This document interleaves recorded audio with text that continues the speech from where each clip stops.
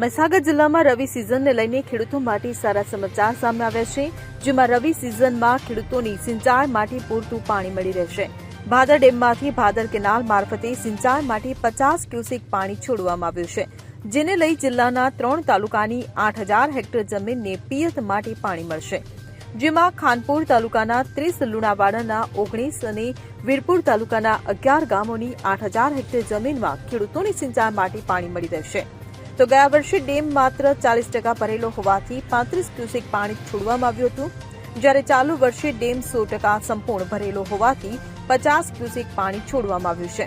ત્યારે જેમ જેમ ખેડૂતોની માંગ વધશે તેમ તેમ ભાદર કેનાલમાંથી વધારે પાણી છોડવામાં આવશે હોવાનું જણાવ્યું છે।